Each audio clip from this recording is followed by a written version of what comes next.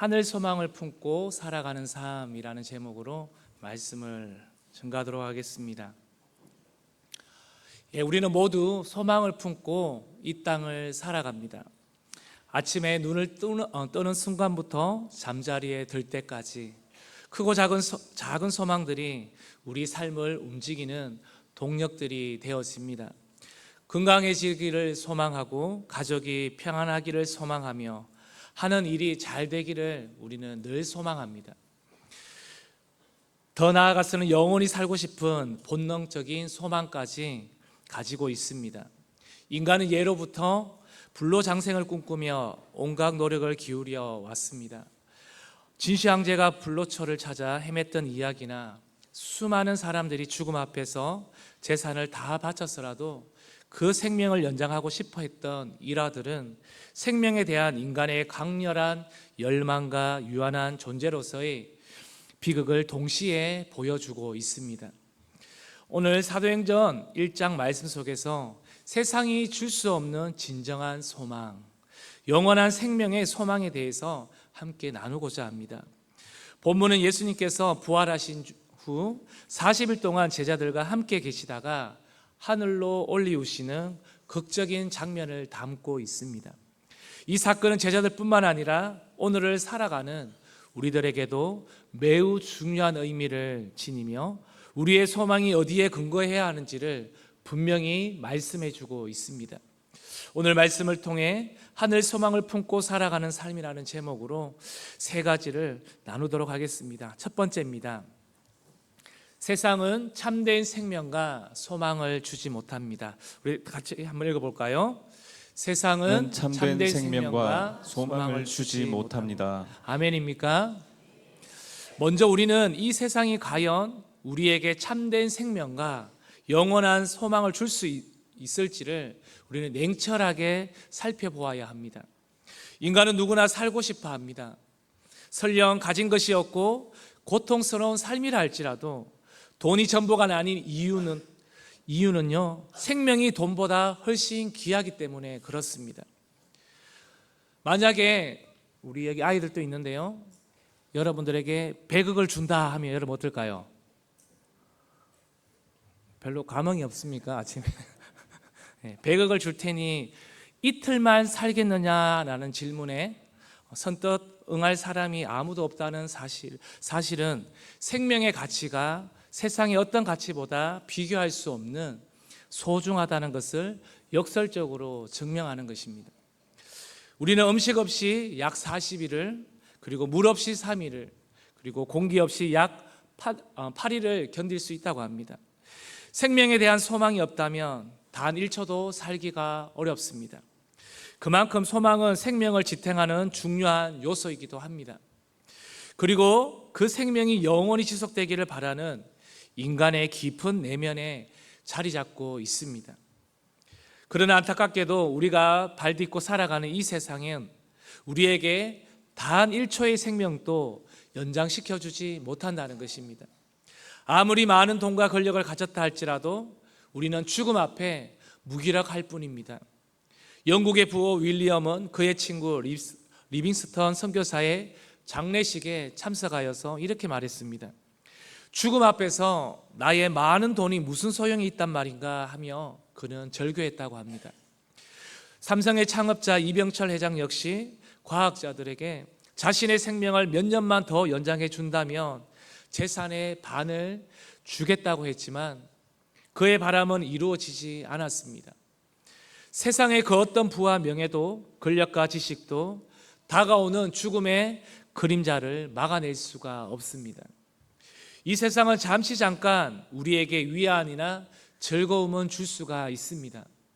맛있는 음식을 먹고 아름다운 경치를 보고 또 사랑하는 사람들과 함께 행복을 느낍니다. 어떤 목표를 달성했을 때 기쁨을 맛보고 성공했을 때는 만족감을 느낍니다.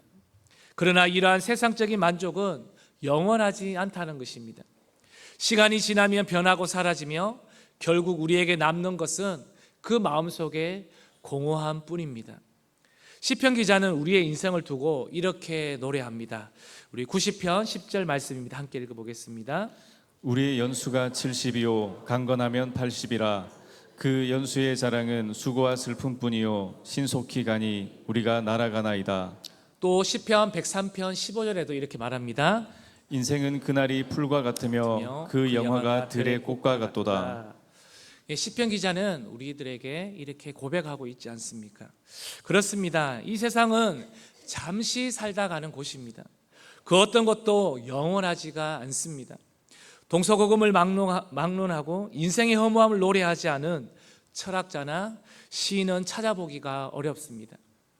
인간은 누구나 죽음을 향해 나아가고 있으며 그 죽음 앞에서 세상의 모든 것이 헛될 뿐임을 경험적으로 혹은 지적으로 알고 있습니다.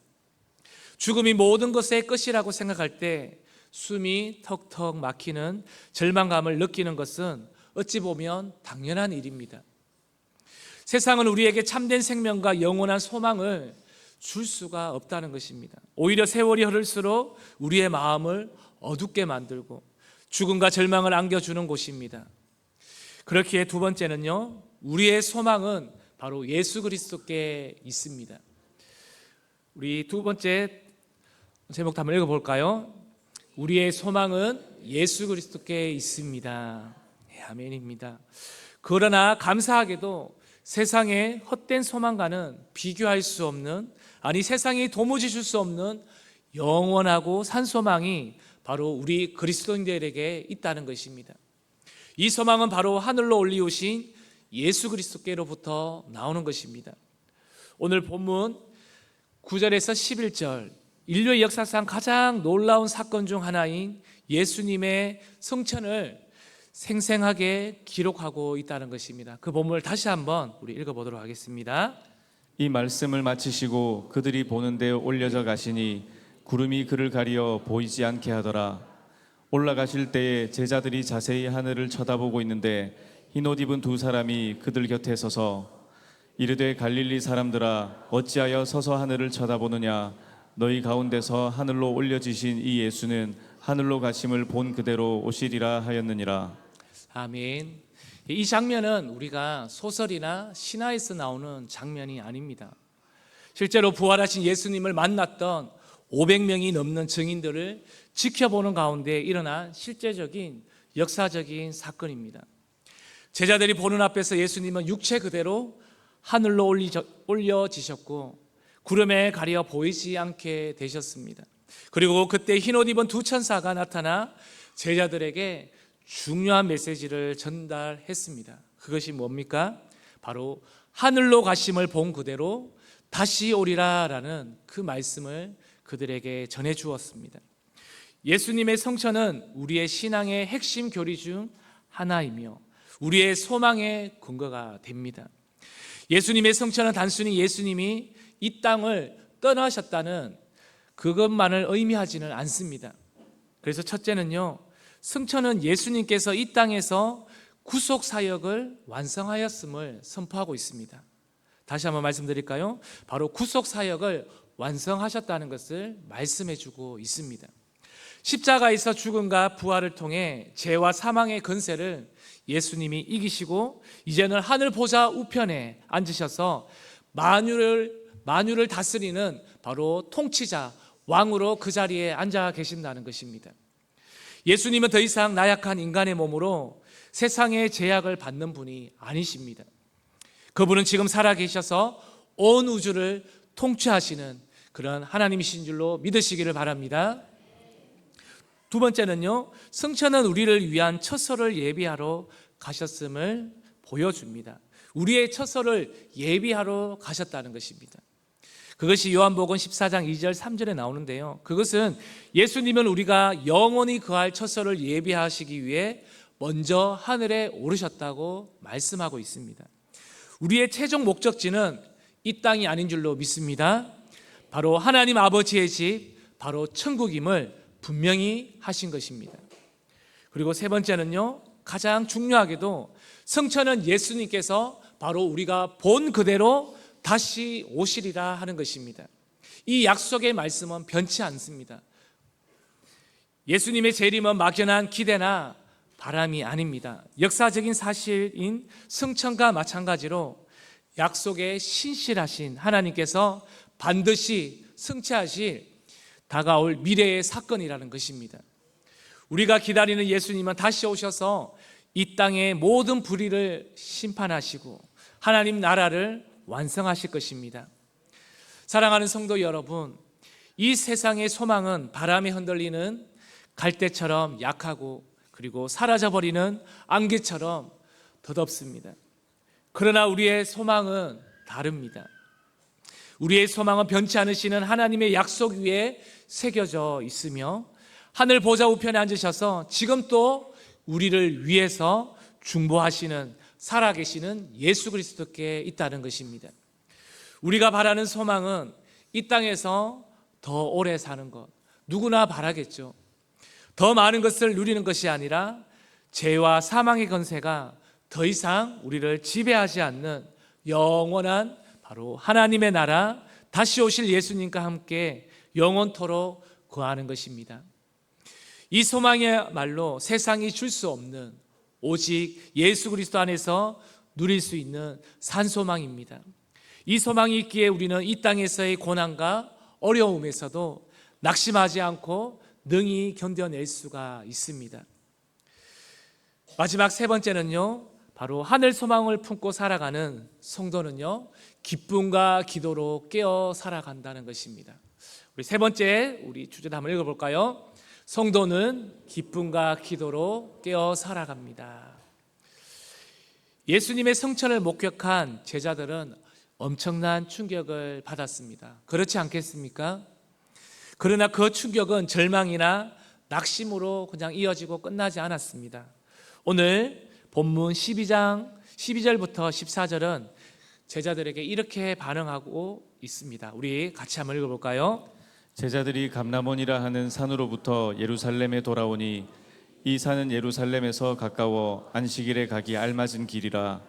들어가 그들이 유하는 다락방으로 올라가니 베드로, 요한, 야고보, 안드레와 빌립, 도마와 바돌로메, 마테와 및 알페오의 아들 야고보, 셀로딘 시몬, 야고보의 아들 유다가 다 거기 있어 여자들과 예수의 어머니 마리아와 예수의 아우들과 더불어 마음을 같이하여 오로지 기도에 힘쓰더라.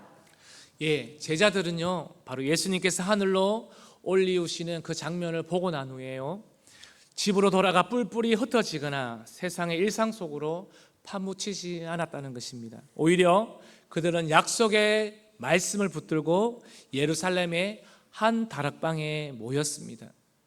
그리고 그곳에서 마음을 같이하여 오로지 기도에 힘썼다고 말씀합니다.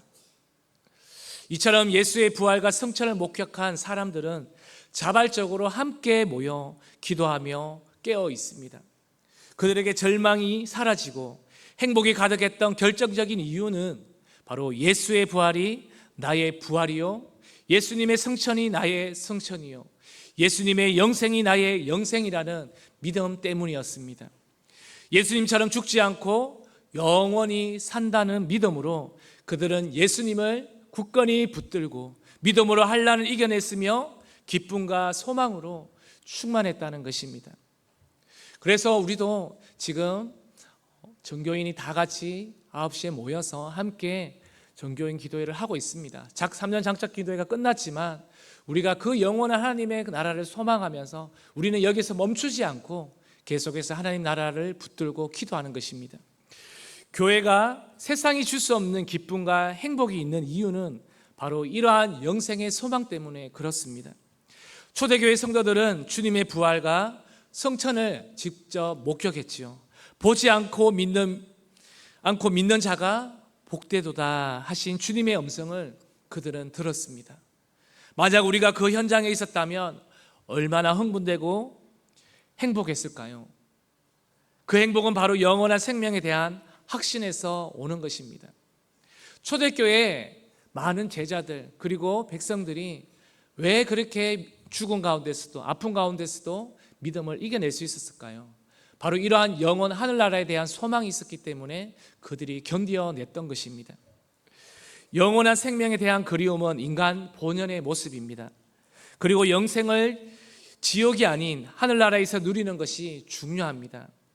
지금 말씀드린 이본 알렉산더 박사님과 고 박용규 목사님의 간증은 천국과 지옥이 실존하며 죽음 이후에 영원한 세계가 있음을 생생하게 증언하고 있습니다.